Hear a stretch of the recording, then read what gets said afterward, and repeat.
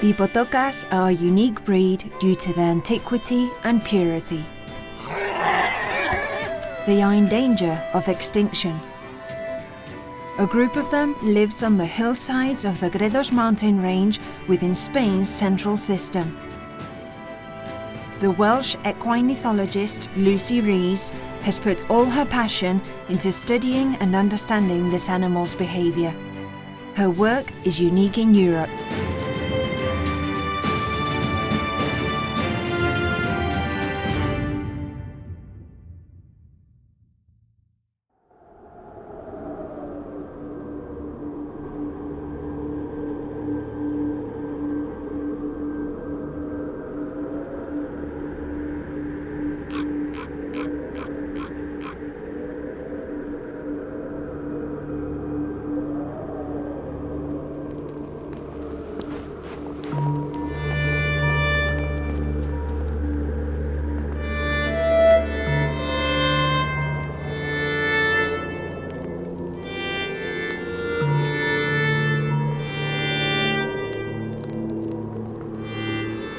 Winter in Peña Negra can be pretty hard with the cold and the snow, a lot of snow.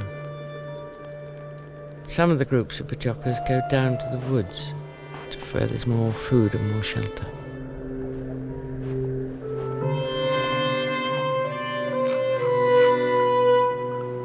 The equine ethologist Lucy Rees crosses one more day the Peña Negra, the territory where the horses of the Pottoka race live. They are the protagonists of the research that she has been carrying out for several years. This is a unique scientific study in Europe. It is so because the protagonists are horses that live in freedom without receiving any kind of care. The horses that Lucy Rees studies are therefore truly wild.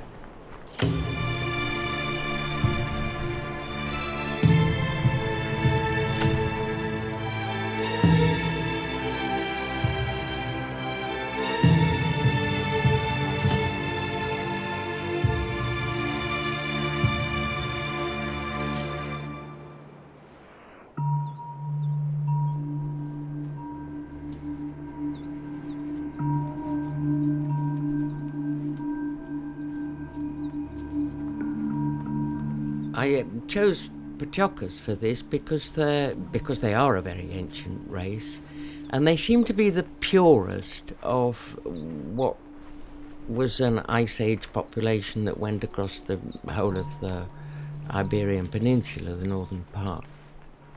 They're not crossed with other races, they're completely pure. Also, curiously, their DNA shows that they're not a very domesticated race. In fact, they don't seem to have been domesticated at all. The Basques have always used them simply to put up on the mountains to eat things that other things don't eat. So it's their originality that makes them really special.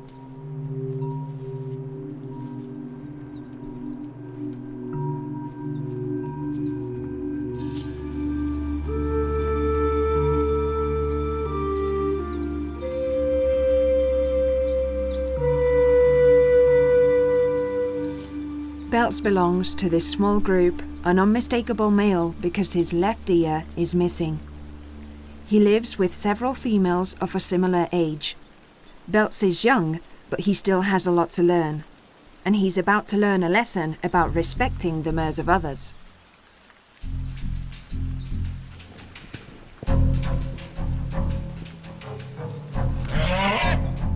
Gabiri, a veteran stallion with a white mane, is the one who will teach him the lesson. When two stallions meet, they don't actually have the fights that people imagine. There's a huge amount of noise and drama and melodrama, and then they just quieten down they dung and they smell each other's dung to see who each other is for future reference, and then they just go away. The only times when you really see conflict is when one of them has a mare in season and the other one's come for her. He smelled her. And then you can have a conflict, a real conflict, but it's very rare. Horses look for peace, not for conflict.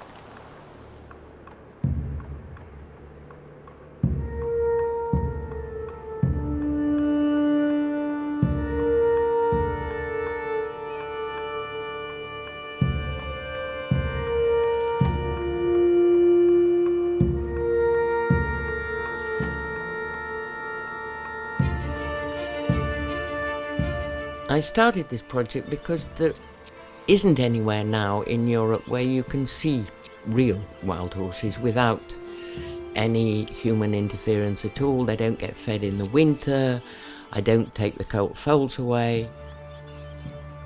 I wanted to know, first of all, would they actually behave like other wild horses do? And they do.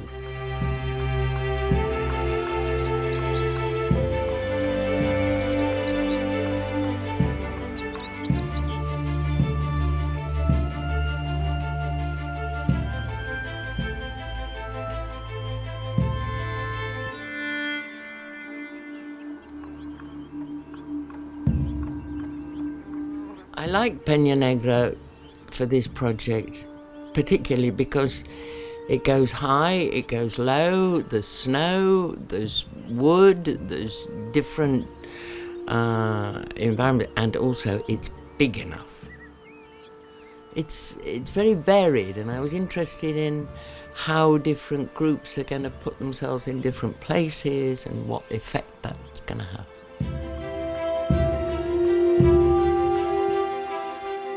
Peña Negra is the western area of Gredos, one of the mountains that makes up the great mountain range that crosses the center of the Iberian Peninsula.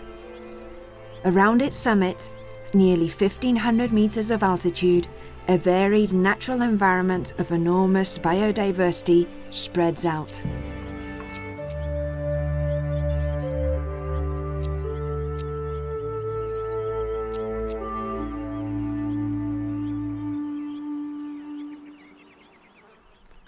We are in spring, and the bulging bellies of pregnant mares indicate that a key moment is approaching in the life of the Pottokas herd studied by Lucy Rees: the arrival of a new generation.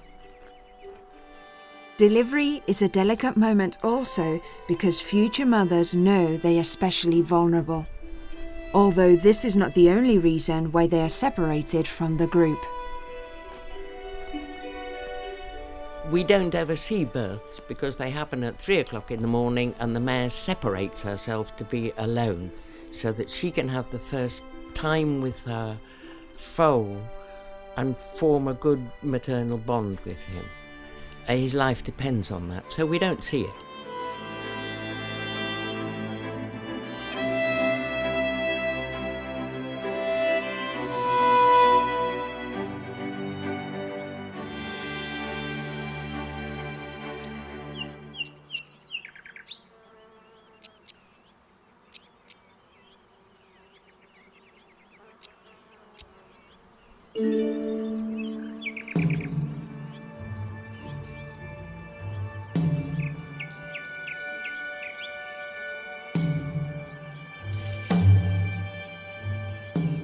From the first day of his birth, the foal is moving kilometers up and down, and in soft, in hard, in gravel. In this makes his it's above all a cartilage, but it makes all his body prepared for the life ahead, whereas domestic horses are often so protected that actually when they start to start their sporting life, they start to break to pieces because they're not made of toughened material like Pottokas are.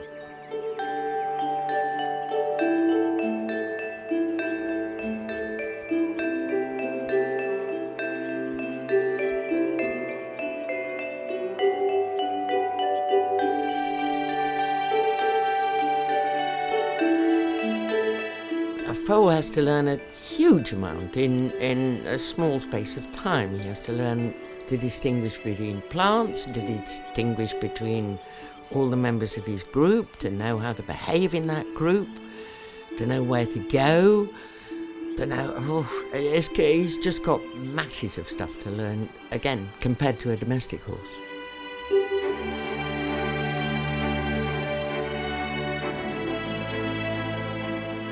Day after day, year after year, the work of observation and study of the behaviour of herds of Pottoka horses contributes to the novel conclusions drawn by the equine ethologist Lucy Rees.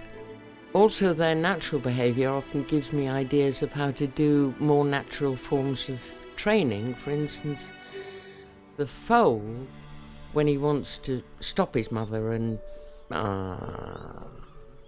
feed himself, runs in front of her and he blocks her. He doesn't pull her tail or push her or pull her mane. He blocks her without touching her, and then he goes underneath. So that gave me the idea that these horses that are very difficult to stop, instead of putting things that hurt on them, I just block them, and it works much better.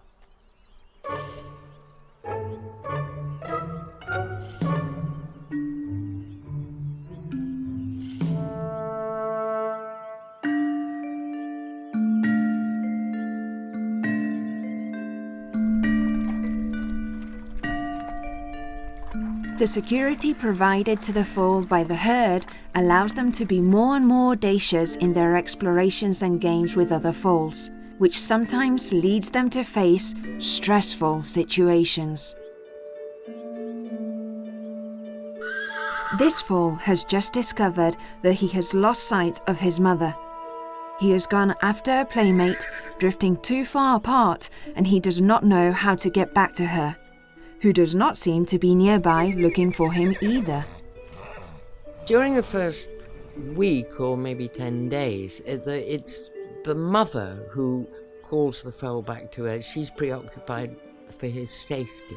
But when she has to up her milk production and she has to eat all the time, it's the father who's mostly responsible for his safety. She just doesn't bother. They don't seem to bother very much if the foals stray off. You see more where there are predators, that the father is much more preoccupied by keeping the foals with the group.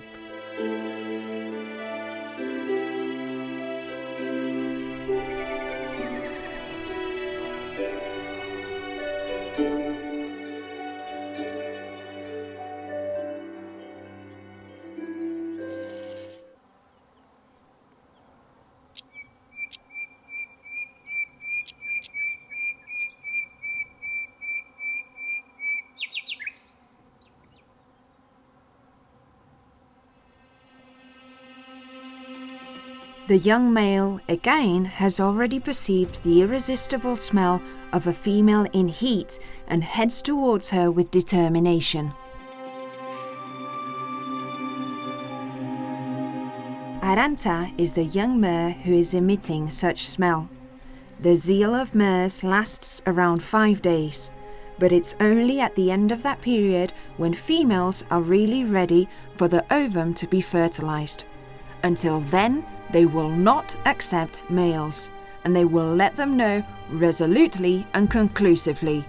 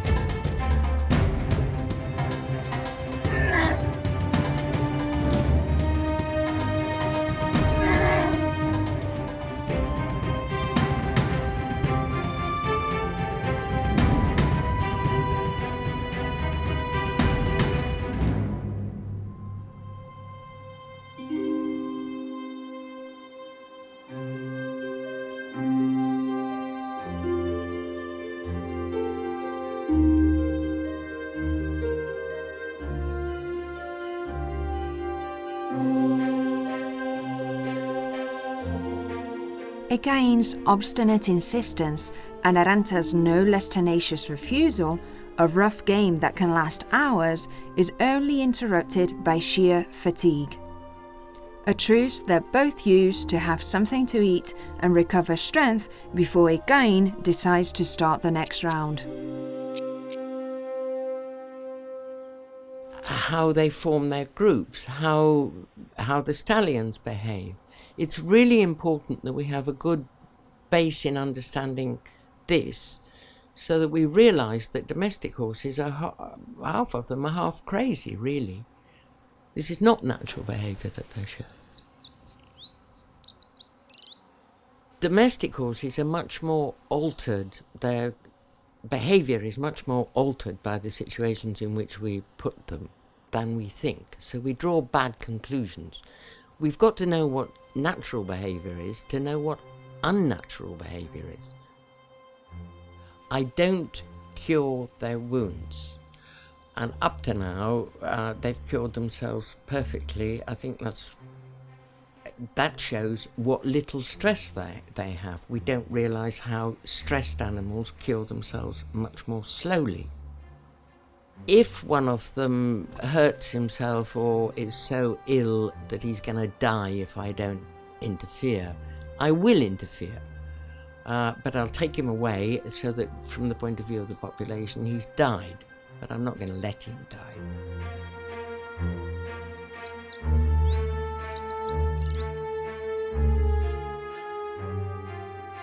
But Lucy Rees hasn't always been able to arrive in time to intervene. The broken tooth discovered in this skull, probably because of a kick, has made Lucy think that the subsequent infection it caused led to its death.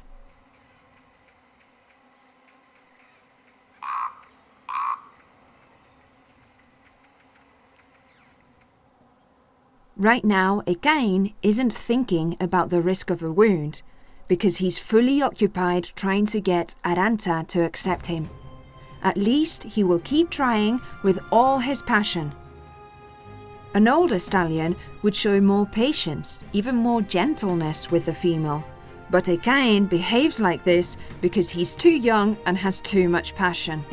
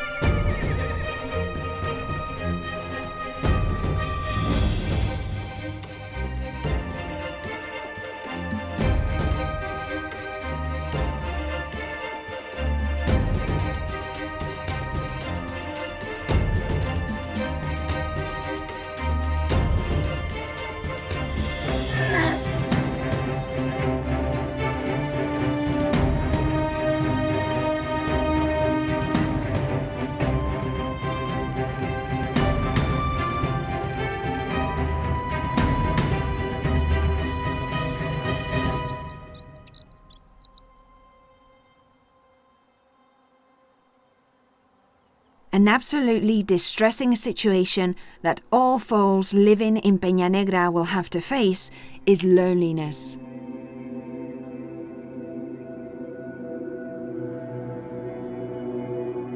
Being alone is really hard for a horse. It really disturbs them, it really distresses them. They only feel safe when they're with others. All the youngsters leave their natal bands when they get to sexual maturity, which is a year and a half, 2 years old.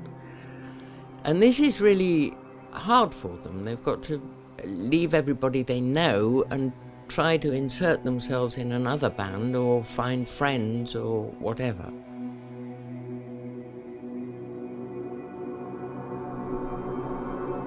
Tito is one of these foals that feels out of place and eager to find a new group in which to integrate and stop being alone. The proximity of a herd tempts him to go to meet them, but something stops him. Gabiri, the stallion of a nearby group, is determined to get this idea out of his head. Gabir is very special to me because he came very young, and I watched him mature and grow in his knowledge of how to be a stallion, and he's the most knowledgeable chap I know. He knows exactly what to do. He doesn't get in a fuss about anything, but he's very alert. He's very aware of any disturbances around. He looks after his mares, he looks after his foals particularly.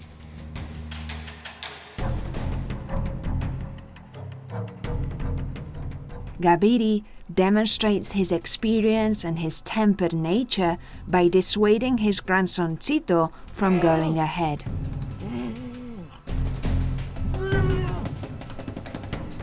He makes him understand with the usual choreography between males, in which Gabiri uses the blocking movement that foals also use with the mothers. The message is clear. There is no place for another stallion in this herd. So Tito resigns himself to continue looking elsewhere.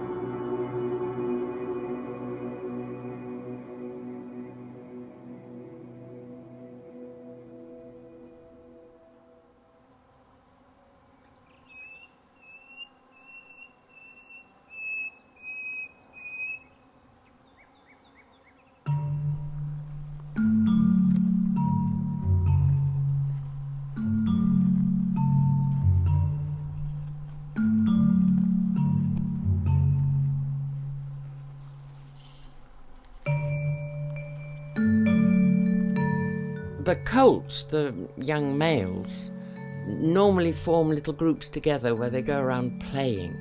Well, they often lose each other and split up and reform.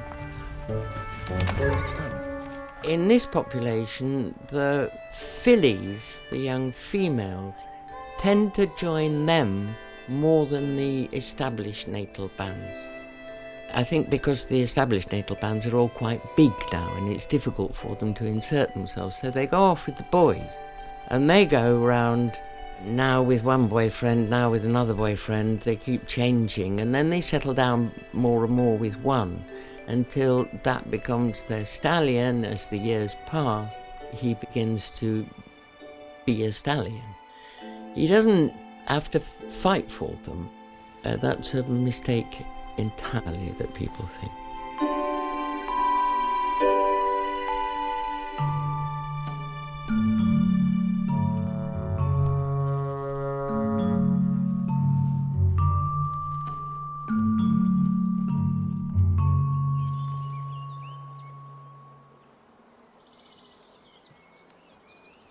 Ahmet is a year and a half old, so he's one of these teenagers who goes backwards and forwards in search of new friends.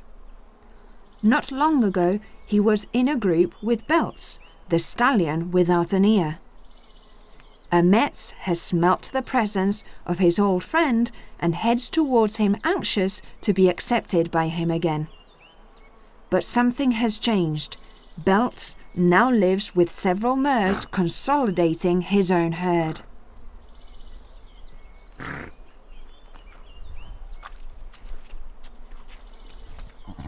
Belts is a wonderful character. Belts, when he was about a year old, his father died, and that was when Pincho came in, and I think Pincho attacked him and bit his ear, and he lost his ear. Well, it doesn't seem to have affected him at all. He's grown up really well, and he's now forming himself as a stallion. He's had girlfriends a couple of years now, but he was a bit, well, they're not serious enough when they're young. They forget about their girls and they go off doing other things, and then they come back, and he's now settling down better and better.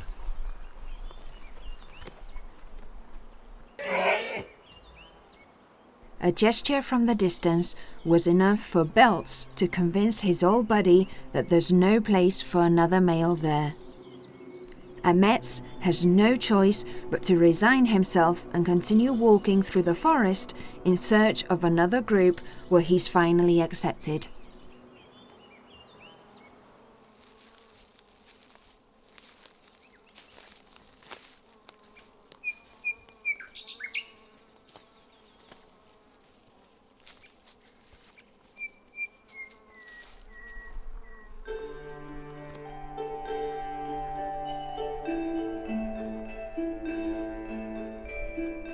One of the things I'm seeing is that is family differences in how they form bonds. Some mares get very attached to a stallion and they won't leave him. Some mares, when their foals are quite big and they don't need a stallion to protect the foals, go off wandering more by themselves. Some mares, one in particular, simply lives in one place and she refuses to go from there.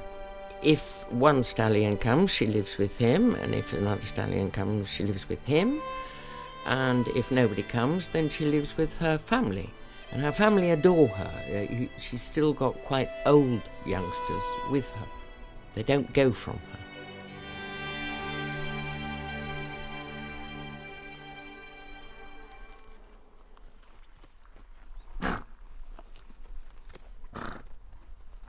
Among the stallions of Pottoka horses that live here, Pinto, who is suspected of having left Belts without an ear, has a peculiar character.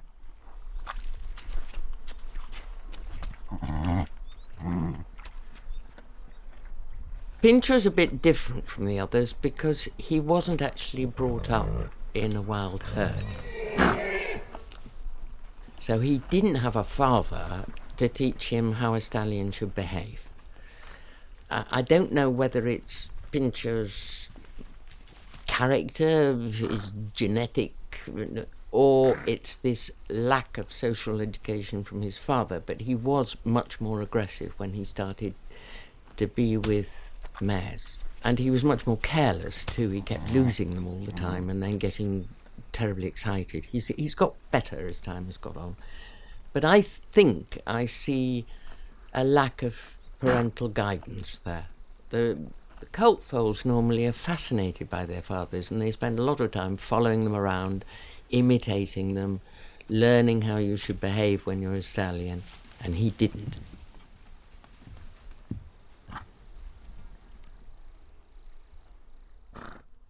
Brooms are among the most abundant shrubs in the vegetation that covers Peña Negra. Perfectly adapted to the harsh conditions of this environment, they offer food to horses and also shelter a multitude of species. During spring and summer, a broom can become a small, densely populated universe.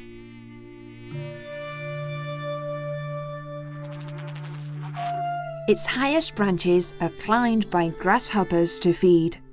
Brooms also offer them refuge, although it's not free of dangers. Some of the jumps they take can fatally end in a web woven by a funnel spider in front of its lair.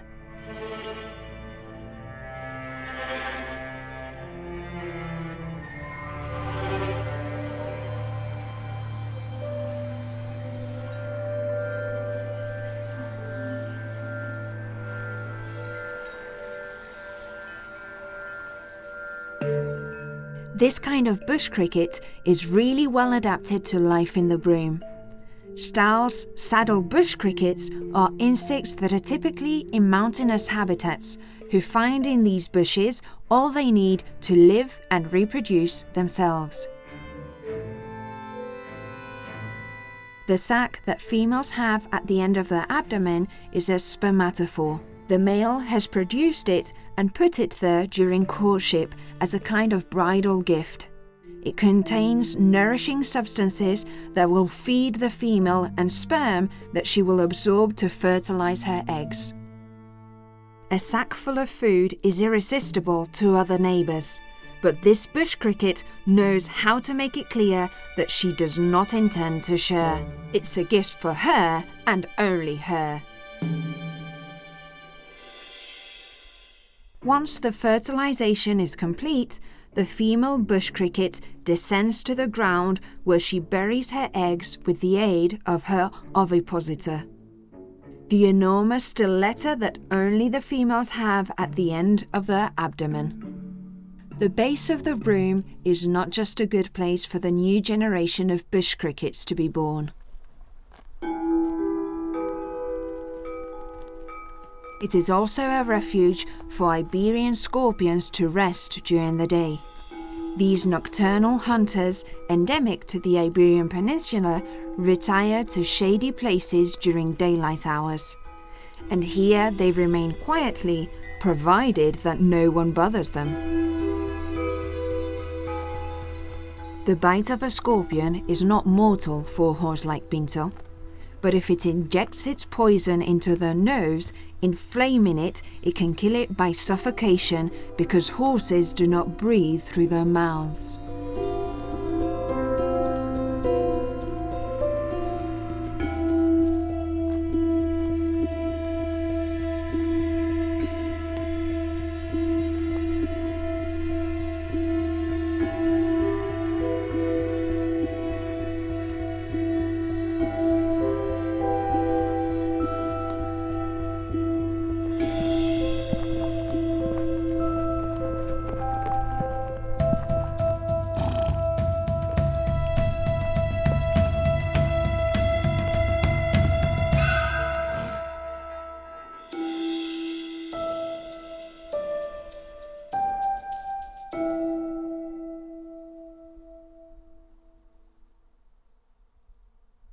Observing the behavior of herds of horses before the intuition of a nearby danger has contributed with enlightening conclusion to Lucy Rees' scientific work. What we see is within a natural band, there aren't special leaders. Nobody gives orders. Nobody tells each other what to do, except not to tread on their own toes. It's, I've got my responsibilities, I've got my role, just don't interfere with me and I won't interfere with you. But when there's trouble, we all join together. Domestic horses that compete for their food, some of them get much more aggressive than others. And people take this to mean that one is the boss or is telling them what to do. And then they think that the way to tell a horse what to do is to be aggressive with it. This is a completely unnatural, anthropomorphic model that I want to destroy with the help of my Pottokas.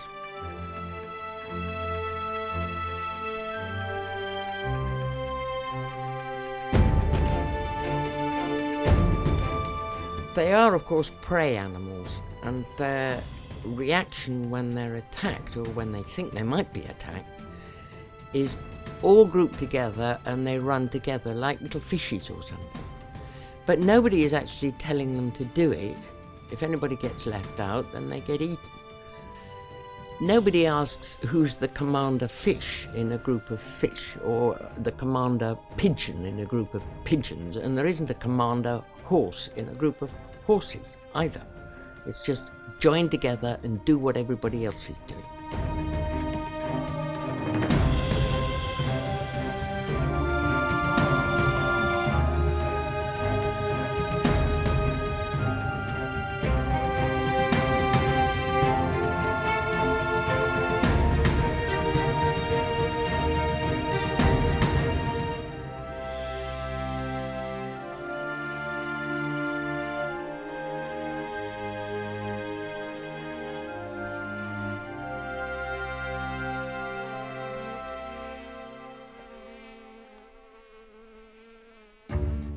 There's an attack that Pottoka horses can't escape from by galloping. In the middle of summer, real clouds of flies, gadflies and other insects tirelessly besiege herds feeding on their fluids.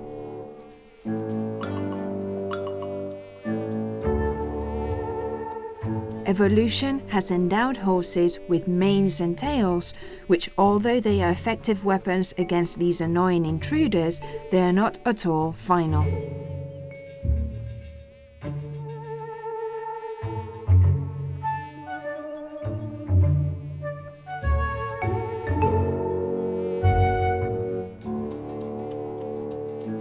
Especially when the attackers are able to find corners in the anatomy of the horses where they are safe from the whips of hair.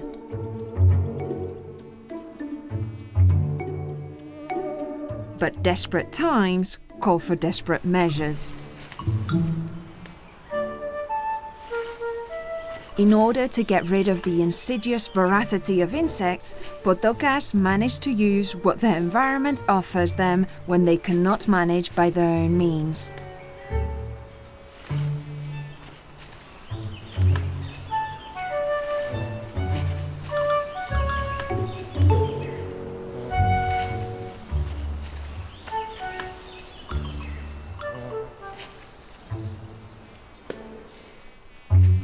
Another way to combat such annoying parasites is to collaborate while resting, so that the tail of one horse scares the insects of another's face.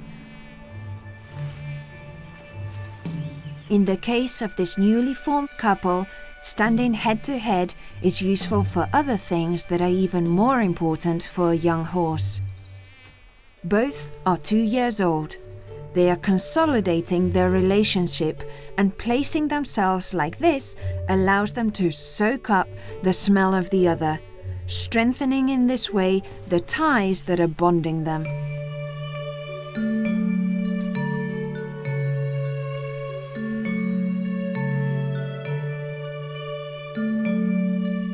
This oak forest seems to be their favorite place, where Indatsu and his young companion find everything they need, somewhere fresh against the rigors of summer and an abundance of food. However, chance can bring setbacks to bother the placid love story.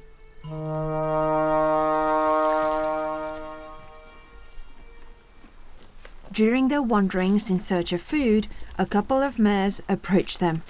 They are well received by the couple as there is food for everyone.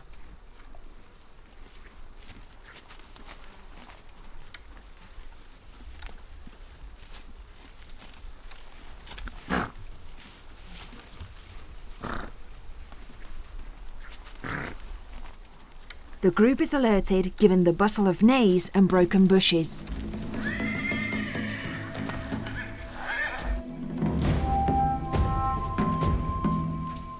Someone approaches quickly and not with friendly intentions.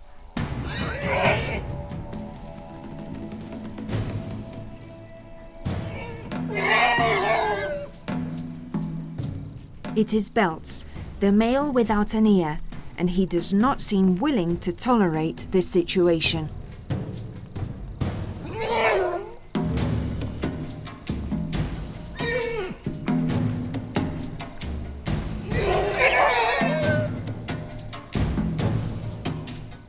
The two mares that have just joined the young couple are part of his group, so Indatsu has little doubt as to what Belt has come for.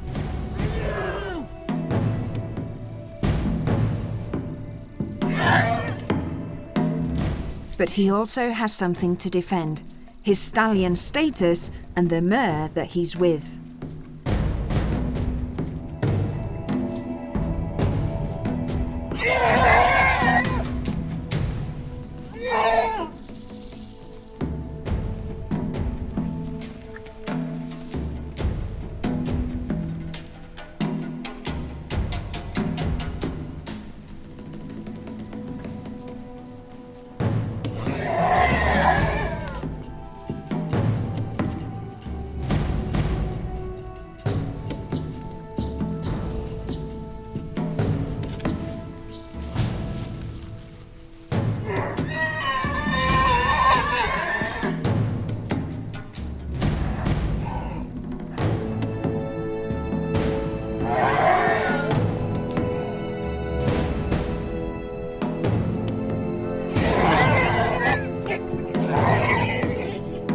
Again, a spectacular struggle between the stallions of Peña Negra is solved without more apparent damage than those suffered by the vegetation. Belts moves away with his companions, leaving the young couple to continue eating quietly in the corner of the forest.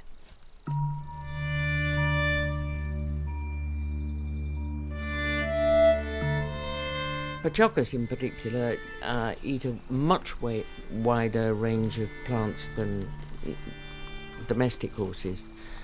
They eat a lot of bracken, but only at certain times, only in July and August. That, of course, is not eaten by any ruminant because it's poisonous to ruminants. Cows, goats, sheep don't eat it. So it's a very invasive plant. They clean it up nicely.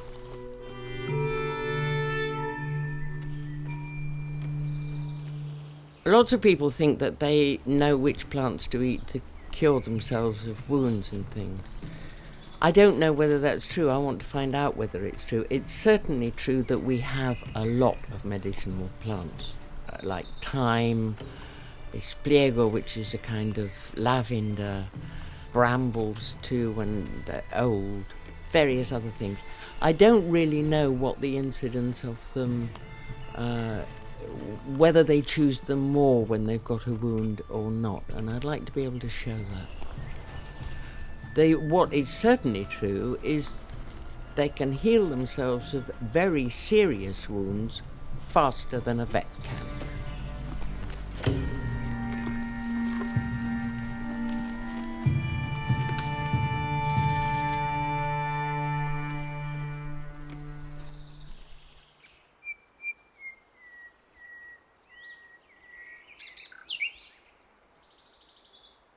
The arrival of full crocus flowers to the high pastures announces that the summer is coming to its end. Its friendly common name, quitameriendas in Spanish, which means snack snatcher in English, comes from traditional culture because its flowering coincides with a reduction in hours of light, which means that dinner is eaten earlier, therefore leaving no time for farmers' afternoon snack. Its beautiful petals give some colour and life to a land that is obviously exhausted after so many days of unrelenting sun and lack of rain. For horses, it's a tough time due to lack of food, so they do not hesitate to incorporate these flowers into their diet. But this is too little for the hungry Pottokas, who are forced to travel ever greater distances in search of something to eat.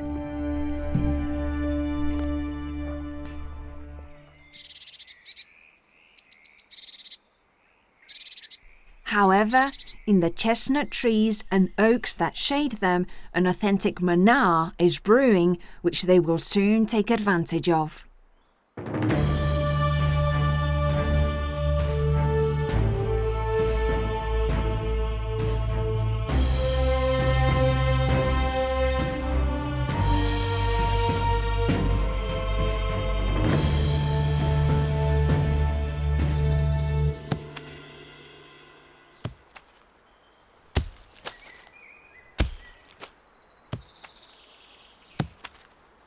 Green acorns are thought to be poisonous, but they don't seem to eat them green. They don't fall green here. They get mature before they fall. And I think the tannic acid in ripe ones and also in the chestnuts is how they're worming themselves. I see quite high worm titers in the young ones, but when they're adults, it goes right down.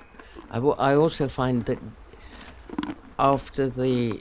when the acorns begin to fall and when the chestnuts begin to fall is when I see worms in their dung, which I don't see at other times.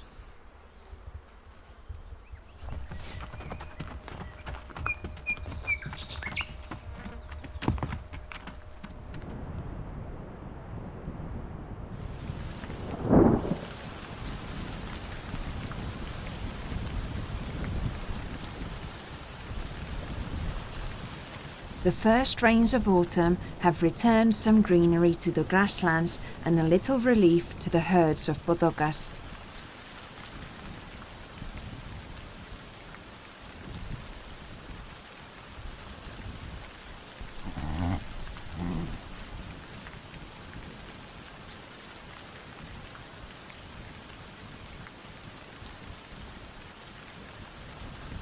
With the passage of the storm, calm reaches the skies of Peña Negra.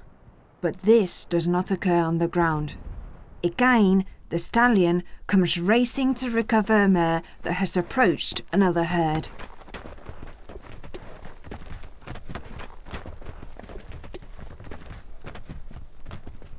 Warned by the uproar caused in his group by the newcomer, Pinto makes an appearance, challenging him.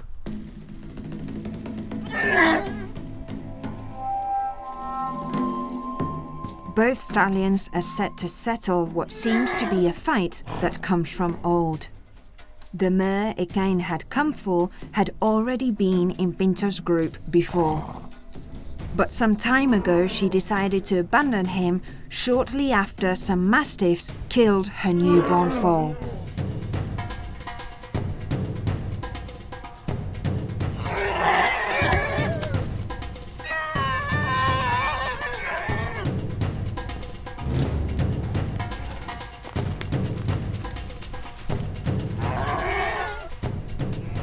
It's a real fight between stallions.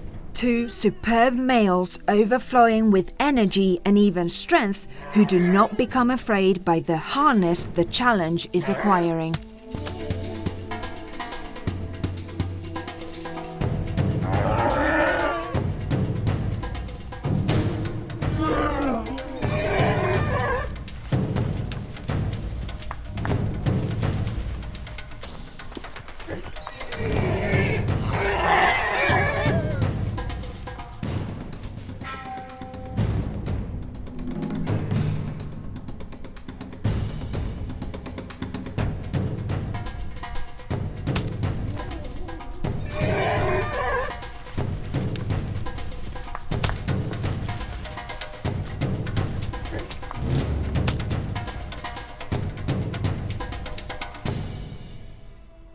The arrival of the rain seems to appease spirits, ending with the coarse confrontation between the two males.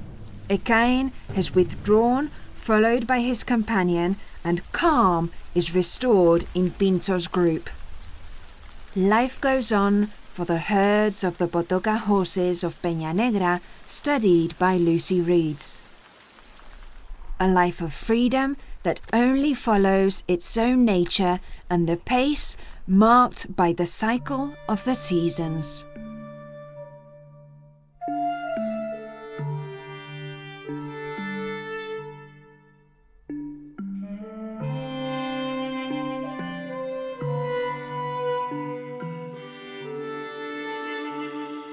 I think this project has lasting value because we're gradually getting further and further away from nature, really, in the way we live and the way we force horses to live. And to have a constant reference to how they want to live, how they do live, how they... we can just go on studying them forever. This is just a continuing adventure, really.